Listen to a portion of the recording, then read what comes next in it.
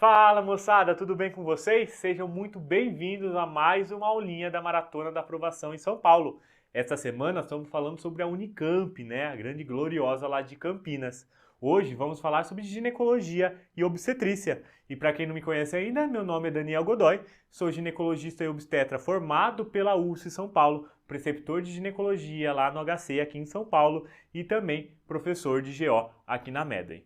Para você que quer saber um pouquinho mais sobre a rotina da GO, quer saber um pouquinho mais e tirar dúvidas sobre o conteúdo, né, sobre o conteúdo que cai nas provas de ginecologia e obstetrícia, segue lá no Instagram, né, o @DanielGO da Medway, combinado? Vamos começar sobre os top temas, né, os top 3 da Unicamp. Primeiro, rastreamento do câncer de colo de útero.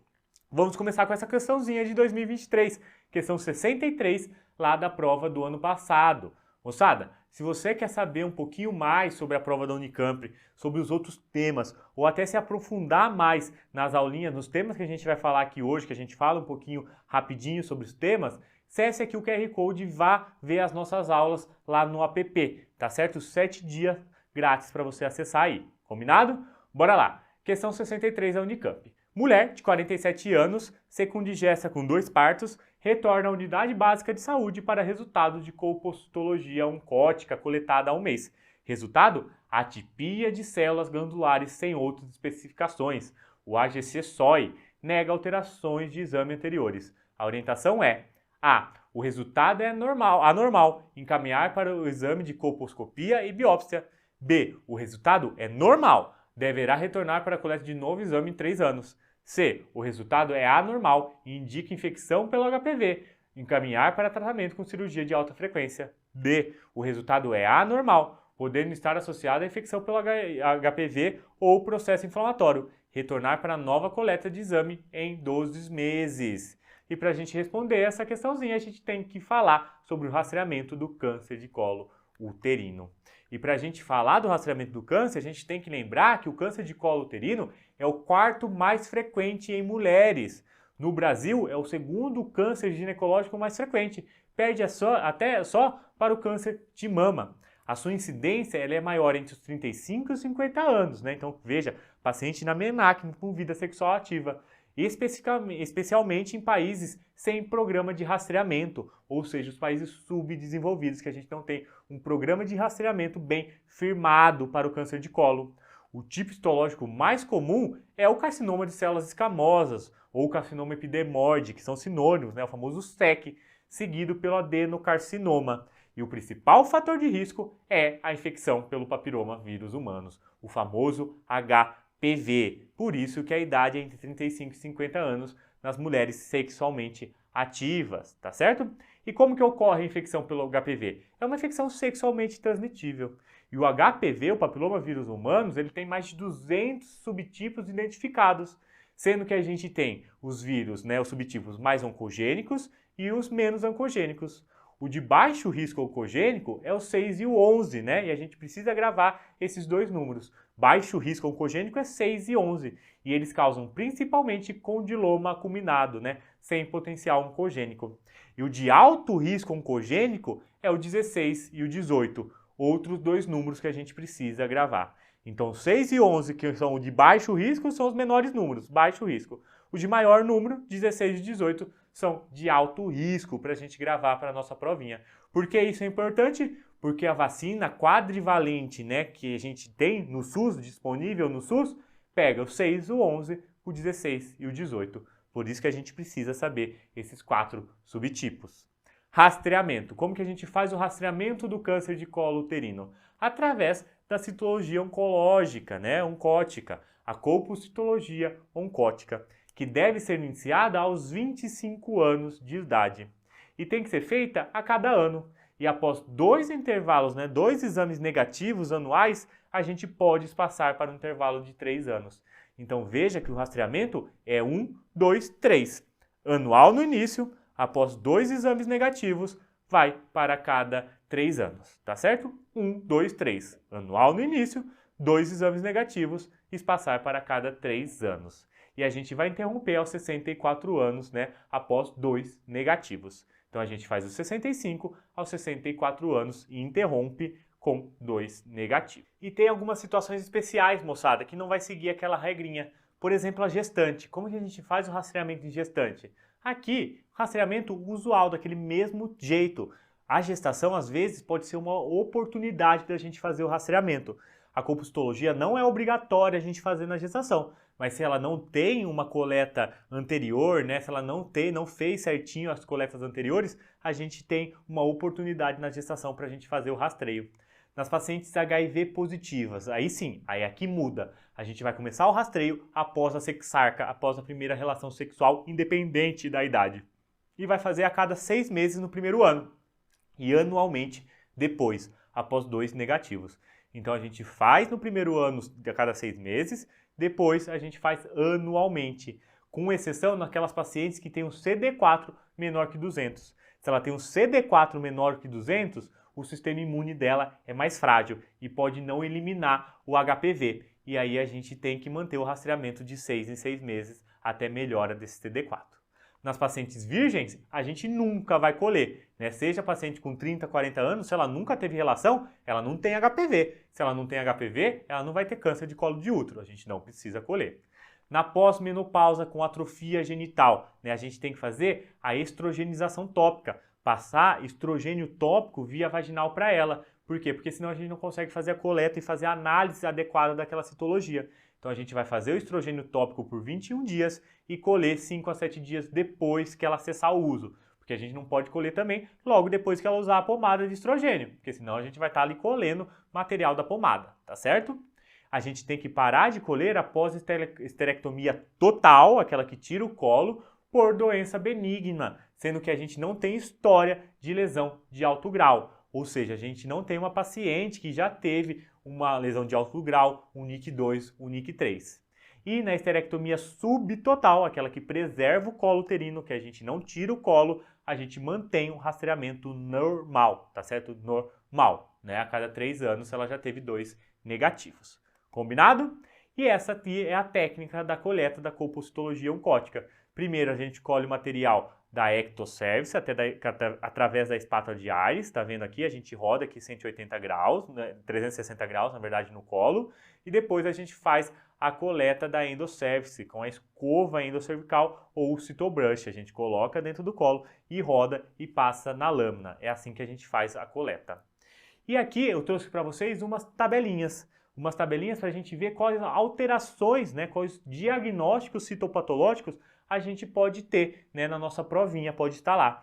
Mas no final desses slides eu vou ter um resumão para vocês, tá certo? Então só presta atenção aqui, não anota nada. Uma das alterações que a gente pode ter, né, são as células, né, escamosas atípicas de significado indeterminado, o famoso ASCOS, quando que elas são possivelmente não neoplásicas. Então é uma alteração, mas é possivelmente não neoplásica. Se a gente colheu errado antes dos 25 anos, eu só vou repetir depois de 3 anos. Agora, se eu colhei entre 25 e 29 anos e veio ASCOS, eu repito em 12 meses. Agora, se a paciente tem mais de 30 anos, eu repito em 6 meses. Lembra que a paciente que tem câncer de colo de útero normalmente é entre 35 e 50 anos. Então, se é acima de 30 anos, eu tenho uma alteração, mesmo sendo possivelmente não neoplásica, eu tenho que colher, né, o novo citológico em menos tempo. Agora, se eu não posso afastar a lesão de alto grau, o famoso ASC-H, eu não consigo afastar a lesão de alto grau, aí eu tenho que encaminhar para a colposcopia para a gente fazer o diagnóstico, tá certo? Eu também posso ter o famoso AGC, né, que é o caso da nossa paciente, né, uma alteração glandular, né, não é de células escamosas, né, da ectocervice, é uma célula da endocervice, é glandular. E aqui ela também pode ser, né, de possivelmente não neoplásica ou não podendo afastar, não importa. No caso de atipia glandular, eu encaminho para a colposcopia, porque são alterações com maior potencial de neoplasia, de malignidade. Então eu encaminho direto para a colposcopia. Eu também posso ter aquela de origem indefinida, que eu também preciso encaminhar para a colposcopia. Se eu não sei nem onde é a origem, pode ter alguma coisa ali. Eu encaminho para a colposcopia. Podemos ter a lesão de baixo grau, o famoso LCIL. Aí aqui, se for abaixo dos 25 anos, eu repito em 3 anos. Agora, se for acima dos 25, eu repito em 6 meses, beleza? Aqui tá errado, moçada. Aqui eu repito em 6 meses, não é 12 meses, tá certo? Aqui, no alto grau, não tem jeito. Se é alto grau, eu encaminho para colposcopia. Combinado? Agora, se for uma lesão intraepitelial de alto grau, não podendo excluir microinvasão, eu também encaminho para colposcopia.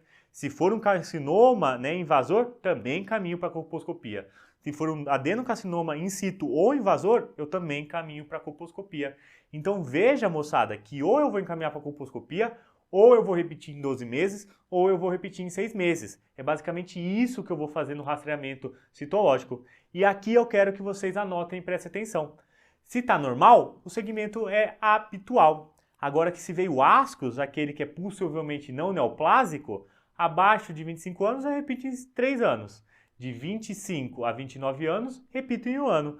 De 30, acima de 30 anos, repito em 6 meses, né? Agora, se veio um baixo grau, eu fico mais tranquilo, mas eu também tenho que repetir em 3 anos se for abaixo de 25, se eu colhei errado, ou se for maior ou igual a 25, eu repito em 6 meses. Veja que a grande diferença do asco e da lesão de baixo grau é essa aqui, ó, de 25 a 29 anos. Se é um asco, se é uma atipia de significado indeterminado, que eu possivelmente não neoplásica, eu fico mais tranquilo se a paciente for mais jovem. Se ela for mais velha, eu tenho que repetir em 6 meses. Agora, se eu já vejo uma lesão de baixo grau, eu preciso sim repetir em 6 meses, independente ali da idade acima dos 25 anos, porque pode evoluir para um alto grau, para um câncer de colo uterino, tá certo? Agora, se for qualquer outra coisa, um ASCH, um AGC, um alto grau, né, um in situ, um de origem indeterminada, um carcinoma escamoso, né, invasivo ou não, um adenocarcinoma invasor ou in situ, tudo isso eu vou encaminhar para a colposcopia. Então veja que o slide mais importante é esse daqui. O resto, tudo é colposcopia.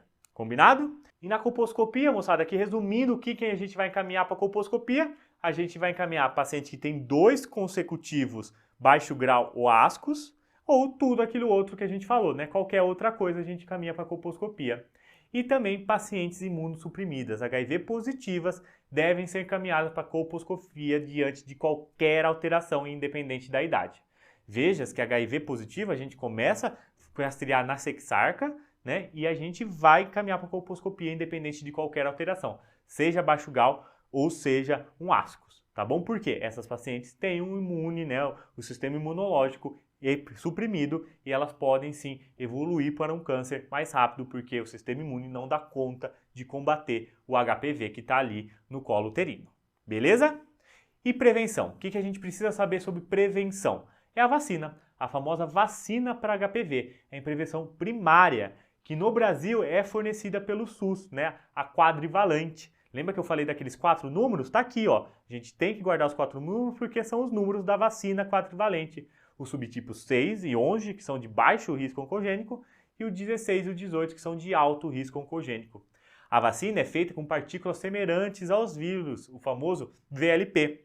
E o esquema preconizado pelo Ministério da Saúde é esse. Vacina quadrivalente em 2 doses, 0 e 6 meses, para meninas e meninos de 9 a 14 anos. Antes de 2022, os meninos eram de 11 a 14. Agora é tudo igual. Meninas e meninos de 9 a 14 anos.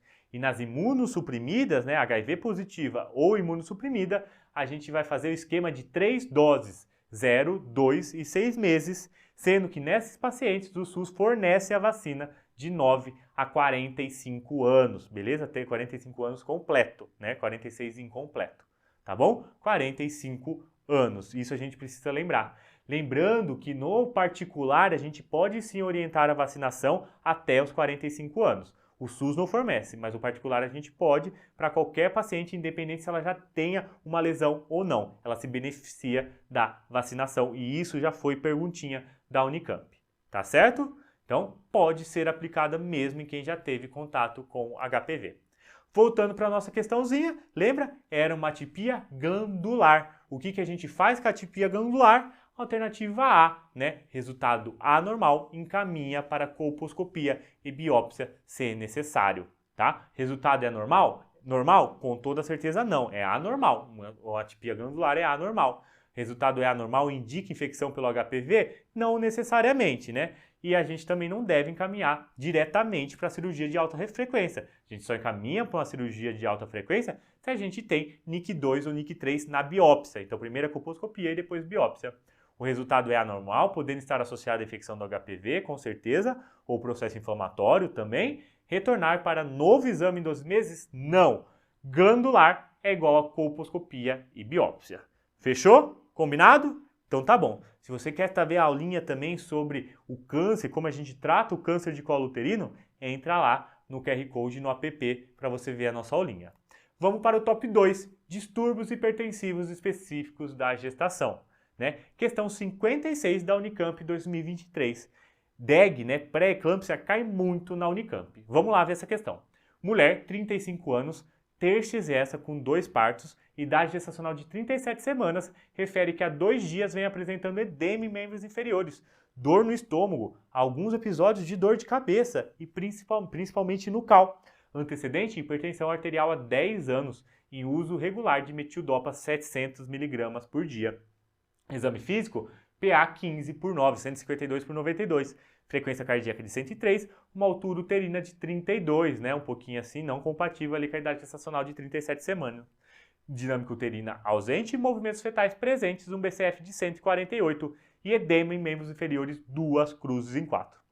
A hipótese diagnóstica e a conduta correta são: A. Pré-eclâmpsia, solicitar hemograma, creatinina, proteinúria e enzimas hepáticas, realizar cardiotocografia e indicar cesárea. Alternativa B. Hipertensão arterial crônica não controlada, ajustar antihipertensivo, acompanhar em ambulatório de pré-natal e indicar parto com 38 semanas. Alternativa C. Hipertensão arterial crônica com pré-eclâmpsia sobreposta, solicitar hemograma, creatinina, proteína e enzimas hepáticas, realizar cardiotocografia e avaliar indução de parto.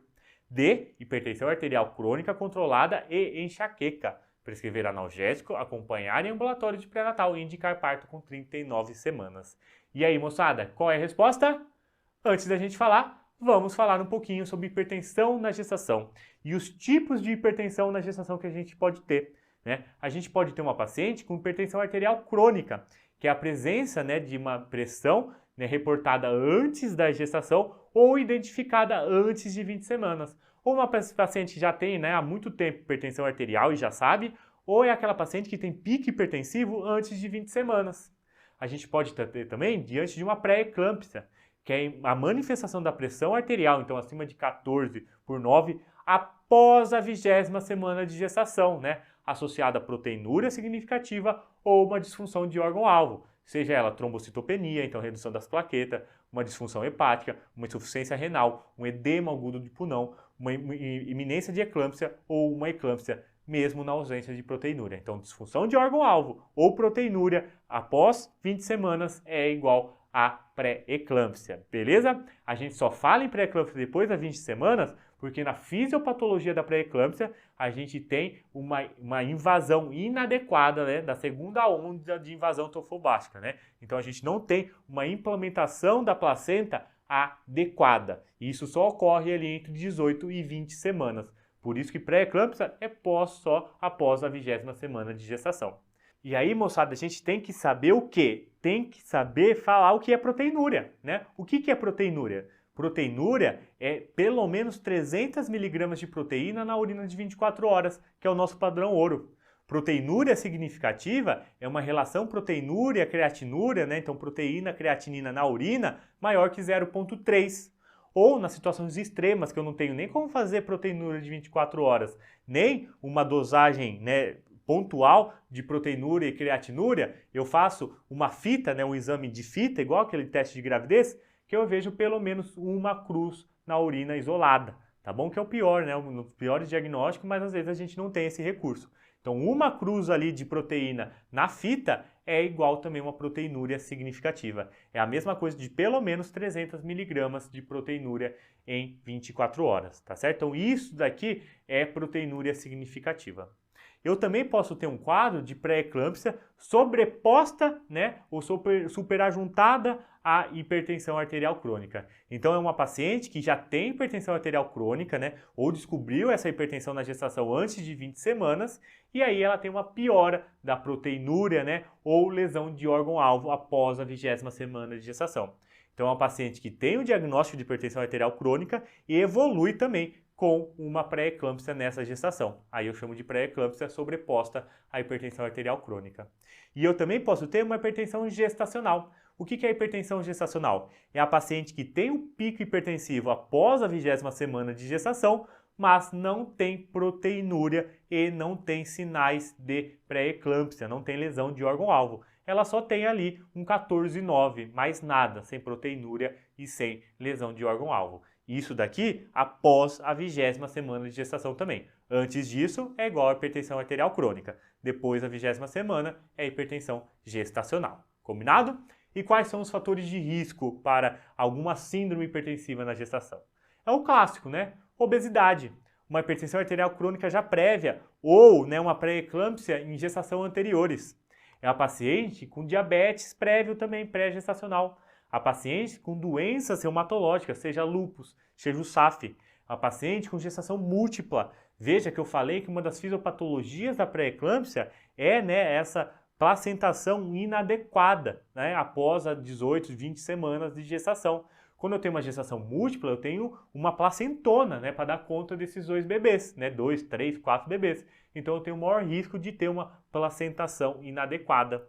A nuliparidade também é um fator de risco. As pacientes multíparas, elas têm um fator de risco menor para hipertensão na gestação. E também a idade materna avançada, as pacientes com mais de 35 anos e gestantes. Tá certo? Beleza. E a classificação, A gente classifica a pré-eclâmpsia com sinais de gravidade e sem sinais de gravidade. Com os sinais de gravidade seria isso daqui. Seriam as pacientes que têm alguma lesão de órgão-alvo. Se ela tem lesão de órgão-alvo, a gente classifica com sinal de gravidade. Seja ela neurológica, por exemplo, escotomas, evoluiu com AVC, uma alteração visual, uma maurose, uma alteração no nível de consciência, uma cefaleia muito intensa. Pulmonares, edema agudo de pulmão, um caso gravíssimo. Alterações renais. E aqui, uma oliguria, menos que 500 ml de urina em 24 horas, ou uma creatinina, acima de 1,1. Alterações hepáticas, então vômitos, muito vômitos sem parar, uma dor em andar superior do abdômen, principalmente em hipocôndrio direito e epigástrico. Por quê? Por causa da distensão da cápsula hepática. Uma alteração de TGO, do AST, acima de 70, ou ainda hematológicas. Uma plaquetopenia, menor que 100, ou ainda hemólise, feita pelo LDH, o DHL, acima de 600, ou bilirrubina, totais acima de 1,2, principalmente as custas de indireta, tá certo? Aqui a gente está falando em hemólise. E a gente pode ter uma síndrome específica dentro da hipertensão na gestação, que é a síndrome HELP. O que é a síndrome HELP? HELP é um acrônimo, como para algumas alterações que vai ter nas gestações. É uma manifestação grave que leva uma microangiopatia trombótica. E aqui a gente tem o H de hemólise. Então a gente vai ter uma bilirrubina total acima de 1,2 ou esquizócitos no sangue periférico ou um DHL acima de 600, mostrando essa hemólise, A gente vai ter uma elevação de quem? Das enzimas hepáticas, Uma TGO acima de 70 e uma queda nas plaquetas abaixo de 100 mil, uma plaquetopenia. Então isso daqui é a síndrome HELP, H de hemólise, o EL de elevação do fígado, das enzimas hepáticas e o LP da baixa plaqueta, do low plaquetas, beleza? Então aqui a gente tem a síndrome HELP. Isso daqui é um quadro grave na gestação e que a gente precisa indicar parto às vezes imediatamente, tá certo? Porque isso pode levar a uma disfunção tanto renal quanto hepática muito grave, uma plaquetomia séria nessa paciente, tá certo? E qual que vai ser a conduta? Uma conduta geral, Nas síndromes hipertensivas, geralmente o que a gente vai fazer, Quando que a gente fala de pré-eclâmpsia? A dieta é normal, a gente não precisa fazer uma dieta restritiva em sal. É um repouso relativo e um acompanhamento laboratorial. Veja que quando eu falo de hipertensão arterial crônica, aí sim, se eu estou falando de uma hipertensão arterial crônica sistêmica, a dieta tem que ser restrita em sal. Mas na fisiopatologia da pré-eclâmpsia não tem nada a ver com o NaCl, com o sal, beleza? Por isso que aqui a dieta é normal, sem restrição de sal. O tratamento farmacológico eu vou fazer antihipertensivo para quem? Para quem tem uma PA acima de 15/10, teve um pico de PA acima de 15/10, eu entro com antihipertensivo. Ou que tem níveis de PA 14/9 persistente. Então toda consulta ela tem 15/9. Aqui eu também tenho que entrar com medicação. Ou, obviamente, pacientes assintomáticas com dor de cabeça, alteração visual, alteração no estômago. Tá certo? Quais antihipertensivos são recomendados? Metildopa. A metildopa é um antihipertensivo de ação central mais estudado na gestação e com menos efeito colateral, né, que não tem ação nenhuma no feto. Então a metildopa é muito boa, né, para nossos pacientes gestantes. Contudo, se ela está com um pico hipertensivo, a metildopa não reduz rapidamente essa PA. Ela demora aí 48 a 72 horas para fazer efeito. E aí a gente usa os bloqueadores de canal de cálcio, né? O nifedipino, o amlodipino. E a hidralazina a gente usa principalmente naquela crise hipertensiva. Aquela paciente que tem um pico hipertensivo associado a uma lesão de órgão-alvo. Aí eu preciso usar a hidralazina para reduzir basicamente essa pressão. Beta-bloqueadores eu também posso utilizar, né? Aqui principalmente o propanolol, só que o propanolol pode causar o quê? Restrição de crescimento fetal e oligoâmino. Por isso que é uma das nossas últimas opções, tá certo? Além disso, eu tenho que fazer vitalidade fetal, então perfil biofísico fetal e dopplerfluxometria, porque esse paciente, né, esse bebê pode evoluir com sofrimento fetal crônico e, no caso de emergência, uma emergência, né, hipertensiva, uma iminência de eclâmpsia ou na eclâmpsia, eu preciso estabilizar hemodinamicamente essa paciente, pegar 2 acessos periféricos, né, estabilizá-la e fazer sulfato de magnésio. O sulfato de magnésio é muito importante. O sulfato de magnésio, ele vai ali estabilizar as membranas, né, e vai fazer com que essa paciente não evolua para uma eclâmpsia, não tenha uma crise convulsiva. Qual sulfato de magnésio, qual esquema que eu vou utilizar? Depende, ou o Zospan ou o Prichard. O Prichard é aquele que tem um esquema endovenoso e intramuscular. Já o Zospan é aquele que só tem um esquema endovenoso, beleza? O Zospan só tem um esquema endovenoso. E aqui eu vou fazer normalmente o Zospan. Mas se eu for transportar essa paciente ou não tiver uma bomba de infusão, eu tenho que fazer o esquema Prichard, tá certo? Que é o endovenoso mais o intramuscular nessas doses aqui. Tá certo? Combinado? Tenho que também tratar, né, a hipertensão arterial aguda, né? Então, se tiver acima de 160 por 110, eu vou fazer um antihipertensivo, normalmente a hidralazina, e avaliar a vitalidade fetal de novo. E como que eu vou fazer a hidralazina, moçada? A hidralazina, uma ampolinha, tem 20 mg. Então, eu pego uma ampola, 1 ml, e diluo em 19 ml de soro fisiológico. E faço só 5 ml, ou seja, 5 mg. E vou repetindo essa pressão a cada 20 minutos. Se mantém uma pressão elevada, né, acima de 14/9, eu faço nova dose. A nossa meta aqui é reduzir essa pressão em torno ali de 25%, né, abaixo de 14/9, tá certo? Outras opções é o nifedipino, que é uma VO, ou o nitroprusiato sódico, que aqui eu tenho que fazer em bomba de infusão, um paciente que está com um pico muito grave, né? Normalmente vai para UTI, aí eu posso fazer o nitroprusiato, tá certo? Mas assim, nunca vi cair na sua prova essa parte do nitroprusiato. Vou também avaliar a vitalidade fetal e vou resolver a gestação quando? Quando eu estiver diante de uma eclâmpsia, por exemplo, ou de um DPP, certo? Descolamento prematuro de placenta, diante de uma síndrome HELP, diante de um edema agudo de pulmão ou alterações laboratoriais progressivas, piorando a cada exame laboratorial que eu colho, ou, obviamente, na alteração da vitalidade fetal. Beleza? Nesses casos, eu vou resolver a gestação. Na iminência de eclâmpsia, né, eu posso estabilizar essa mãe e ver como que ela fica para depois induzir um parto, né, e aí fazer um parto dependendo da idade gestacional. E a via? A via aqui é obstétrica e depende das condições maternas e fetais. Obviamente, se eu tenho uma mãe convulsionando, eu não vou fazer um parto normal, preciso fazer uma cesárea. Se eu tenho sofrimento fetal, eu não vou induzir um parto normal, vou fazer uma cesárea. Só que agora, se eu tenho uma instabilidade materna e um bebê sem, né, comprometimento, sem alteração da vitalidade, sem sofrimento arterial agudo, eu posso sim induzir um parto via vaginal, tá certo? Voltando para a nossa questãozinha 56, né, qual que vai ser o nosso diagnóstico e a nossa conduta aqui? Pré-eclâmpsia, solicitar hemograma? Não, aqui não é pré-eclâmpsia, moçada. Aqui a gente tem uma paciente que já era hipertensa crônica. Então, no mínimo, se for uma pré-eclâmpsia, é uma pré-eclâmpsia sobreposta à hipertensão arterial crônica. B, hipertensão arterial crônica não controlada? Também não, moçada. Muita gente marcou a alternativa B. Aqui a gente tem uma paciente com um pico hipertensivo e alterações, né, de cefaleia. Aqui a gente tem uma iminência de eclâmpsia, pico hipertensivo mais dor, né, cefaleia, ou alteração visual ou dor hipocôndrio. Aqui não é simples e puramente uma hipertensão arterial crônica não controlada. Se ela não tivesse nenhum desses sintomas de lesão de órgão-alvo, aí sim eu podia falar em hipertensão arterial crônica não controlada. Mas como que ela tem sinais de lesão de órgão-alvo, eu posso falar e devo falar de uma pré-eclâmpsia sobreposta à hipertensão arterial crônica. Então a alternativa C é a nossa resposta. A hipertensão arterial crônica com pré-eclâmpsia sobreposta, solicitar o hemograma, creatinina, proteinúria e as enzimas hepáticas e avaliar a cardiotocografia, então a vitalidade fetal e a indução de parto, porque a gente já está com 37 semanas, né? Então 37 semanas seria o nosso limite aqui numa pré-eclâmpsia com sinais de gravidade. D, hipertensão arterial crônica controlada e enxaqueca, não, né? Aqui a gente tem um pico hipertensivo com enxaqueca, com dor de cabeça. Aqui é lesão de órgão-alvo, é hipertensão arterial crônica com pré-eclâmpsia sobreposta. Alternativa C é a nossa resposta. Beleza? Vamos para o nosso top 3, moçada. Contracepção.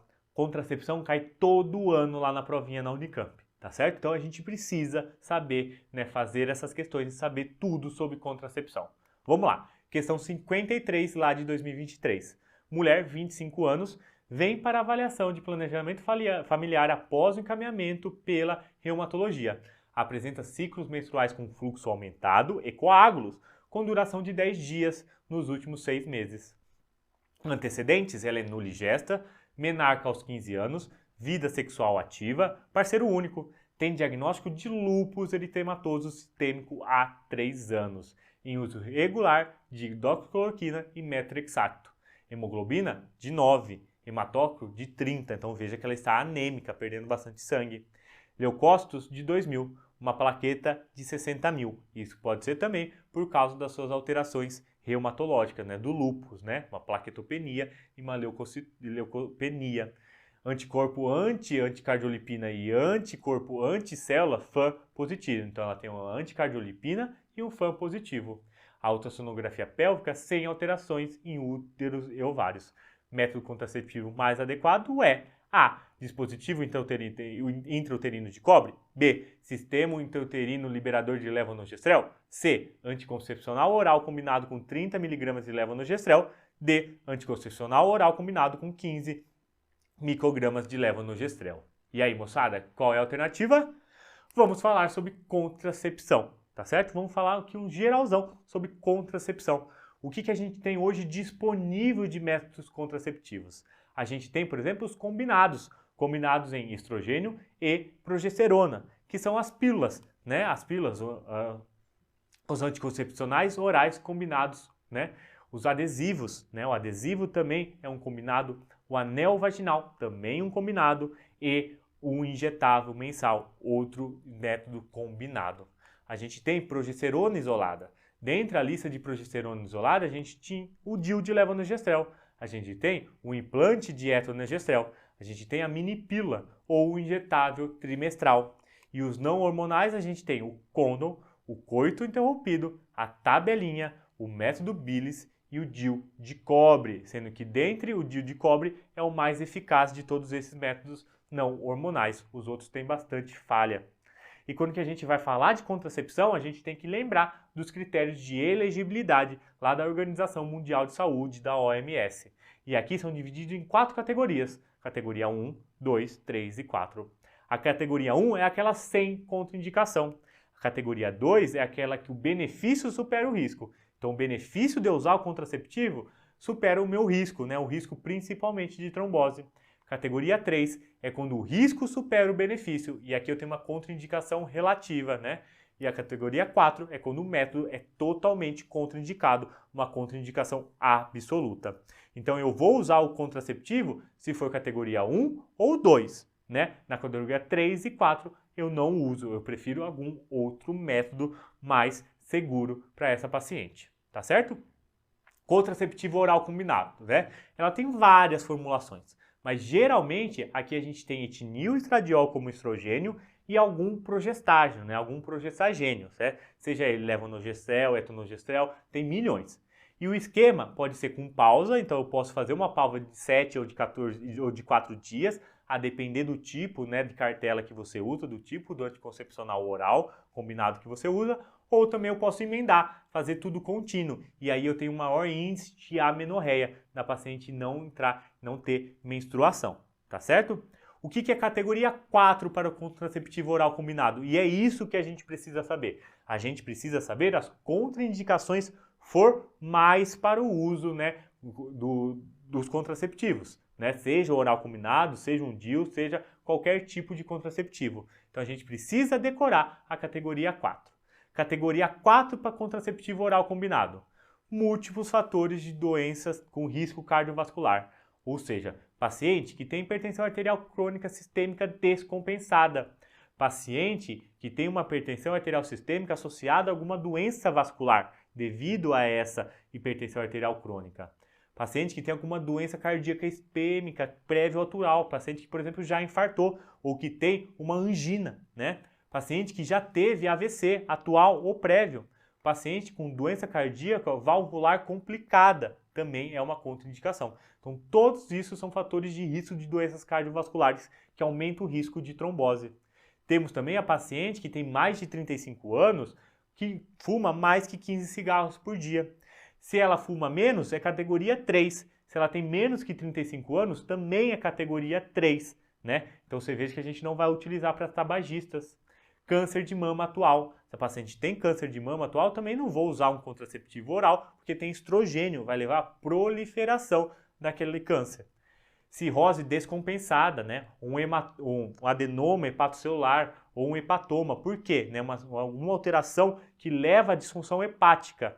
Porque o metabolismo do contraceptivo oral combinado é hepático. Tudo tem passagem hepática. Então, se eu tenho uma disfunção hepática, né, descompensada nesse momento, eu não vou utilizar um oral combinado. A amamentação, né, abaixo de 6 semanas pós-parto, também não posso utilizar. E se a paciente estiver amamentando, né, se a paciente estiver amamentando por 6 meses, eu também não vou utilizar, tá bom? Cirurgia de grande porte com imobilidade prolongada, né? Se eu vejo, né, lembra que eu falei para vocês que o uso do contraceptivo leva a um aumento de evento tromboembólico. Se eu já tenho cirurgia de grande porte e se eu tenho uma imobilidade prolongada, eu vou levar ainda mais estágio de maior risco de trombose. Também não vou utilizar o contraceptivo oral combinado. Quem tem enxaqueca com áurea, também tem uma contraindicação formal. Diabetes com alteração, com retinopatia, com nefropatia ou uma neuropatia grave. Trombofilia com lencida, que também tem um risco aumentado de ter um evento tromboembólico. Ou a paciente que tem lúpus eritematoso sistêmico com anticorpo positivo ou anticorpo desconhecido, tá certo? Ou antecedente de trombose, né? Seja TVP, TEP ou antecedente ou atual. Combinado? Tudo isso eu não vou usar contraceptivo. Então veja que eu não vou usar o contraceptivo oral combinado nas pacientes que têm um risco aumentado para trombólise. Os LARCs, né? Dentre os LARCs a gente tem o dispositivo intrauterino e o implante subdérmico de etonogestel. O que são os LARCs? São métodos reversíveis de longa duração. São aqueles métodos que a gente coloca e dura mais de um ano, né? Os dispositivos intrauterinos, os DIUs, duram 3, 5, né, 10 anos a depender do DIU. O implante, né, de etonogestel dura 3 anos. E quais são as indicações dos LARCs? Principalmente adolescente, população vulnerável, população com baixa adesão a outro método ou contraindicação ao uso de estrogênio. Os LARCs não têm estrogênio. O único que tem um progestagênio, né, é um implante de etonogestrel e o DIU de levonorgestrel. O DIU de cobre, né, não tem nada, não tem nem estrogênio nem progestagênio. Mas quem dá trombose é o estrogênio. Então, quem tem contraindicação ao uso de estrogênio, a gente pode sim utilizar um LARC, né? Dentro dos dispositivos intrauterinos, quando a gente fala dos DIUs, não é necessário nenhum exame complementar antes da inserção, a gente pode colocar. E as possíveis complicações dos DIUs são, principalmente, perfuração uterina, sangramento aumentado, quando que a gente fala um DIU de cobre, e sangramento irregular, né? Reduzido, mas irregular, né? Aqueles spotting, aqueles escapes, quando a gente fala de DIU hormonal, DIU de levonorgestrel. Contraindicação absoluta ao colocar um DIU. Gravidez. Obviamente, se a gente tem uma gravidez, a gente não pode colocar nada intrauterino. doença inflamatória pélvica aguda ou alguma infecção sexualmente transmissível aguda, tá certo? Sepse puerperal. Se a gente tem uma paciente com sepse, a gente não vai colocar um DIU no puerpério, a gente vai esperar passar, né, um puerpério para a gente colocar. Imediatamente após o aborto séptico, né? Se a gente tem um aborto também com infecção, a gente não vai colocar nada dentro desse útero. Uma cavidade uterina, né, com alguma alteração, né? Uma cavidade uterina deturpada, por exemplo, um septo uterino ou um mioma submucoso que desvia ali o endométrio. A gente também não vai colocar um DIU, porque a gente não tem ali, o DIU não vai ficar no lugar, né? Uma hemorragia vaginal inexplicada, né? Então a paciente tem um sangramento uterino anormal que eu não sei qual é a causa. Pode ser um câncer, então eu não vou colocar, não vou mexer nada nesse endométrio. Além disso, não vou colocar num câncer cervical ou de endométrio, obviamente, né? A gente tem um câncer ali, eu não vou passar um dispositivo. Na doença trofoblástica maligna, também não vou colocar porque eu tenho alterações também do endométrio. E quem tem, por exemplo, alergia ao DIU de cobre, tá certo? Contraindicações relativas. Fator de risco para ISTs, né? Então isso é uma contraindicação também relativa, eu posso colocar sim. Imunodeficiência também contraindicativa, de 48 horas a 4 semanas pós-parto, pelo risco aumentado de perfuração uterina. Eu posso colocar até 48 horas após o parto, tá certo? Mas de 48 horas a 4 semanas do parto, eu não devo colocar. Quem tem câncer de ovário, quem tem doença trofoblástica benigna, então quando a gente tem mola, normalmente eu não coloco um DIU, dou outro método contraceptivo. E a contracepção de emergência? Quando eu vou utilizar uma contracepção de emergência? Quando eu tenho uma relação não protegida. Quando eu tenho uma falha, né, do método contraceptivo. Por exemplo, eu usava, né, o uso de pílula, mas esqueci a pílula e tive uma relação não protegida. Eu posso usar uma contracepção de emergência. Quando o MAC é usado irregularmente, né? Então o método anticoncepcional é usado irregularmente, como a gente falou. Ou em caso de violência sexual, né? Se eu tenho uma violência sexual e também foi uma relação não protegida, eu vou utilizar contracepção de emergência, né? Qual contracepção eu utilizo? Esta linha vocês precisam saber, levonorgestrel. Eu vou utilizar 1,5 mg de levonorgestrel em dose única, preferencialmente até 72 horas pós-parto, mas eu posso usar até 96 horas, até 5 dias pós a relação. Desculpa, pós-parto não, pós a relação, tá certo? Então, preferencialmente até 3 dias após a relação, mas eu posso usar até 5 dias após a relação. Tem esses outros dois métodos, método USP e o Liptrisal, que não cai, tá certo? Que não cai, até esse daqui a gente nem tem mais no Brasil, tá bom? Então esses dois métodos não caem. O que cai é isso daqui. E o DIU de cobre eu também posso utilizar como método contraceptivo, tá bom? Aqui eu posso usar até 72 horas pós a relação. Isso tá na lei e eu posso sim utilizar. Mas o que mais cai é o levonorgestrel e que a Unicamp ama cobrar. Combinado? Voltando para a nossa questãozinha, questão 53 lá, né? Uma paciente com SAF e uma plaquetopenia de 60 mil. Qual eu vou utilizar aqui? Moçada, respostinha aqui é o DIU Mirena, o DIU de levonorgestrel, né? Ou agora o Cailina que a gente tem. Então, o sistema liberador de levonorgestrel. Dispositivo intrauterino de cobre eu utilizo? Não, porque ela tem um sangramento aumentado, ela tem uma plaquetopenia. E o cobre, né, o DIU de cobre aumenta o sangramento, pode piorar esse sangramento. Então não vou utilizar DIU de cobre. C, anticoncepcional oral, né, a C e a D, também não vou utilizar o anticoncepcional oral, porque ela tem anticorpo positivo. Lúpus com anticorpo positivo é contraindicação a método combinado. É contraindicação ao uso de estrogênio. A melhor opção aqui, então, é o sistema intrauterino liberador de levonorgestrel, que vai reduzir esse sangramento e dar a contracepção, uma contracepção muito eficaz. Por isso, é o DIU de levonorgestrel, o DIU Mirena, que eu utilizo nessa paciente com lúpus, anticorpo positivo e plaquetopenia. Beleza? Combinado? Se você quer saber, eu não abordei todos os tipos de contraceptivos, senão a aula ia ficar gigante e o nosso horário aqui é limitado, né? Se você quer saber mais, entra aqui no QR Code, acessa lá 7 dias grátis da nossa plataforma e tem acesso a todas as aulinhas da Unicamp, né? Os 8 principais focos da Unicamp em ginecologia e obstetrícia. Beleza? Então é isso, moçada. Um forte abraço, espero muito que vocês tenham gostado e até a próxima.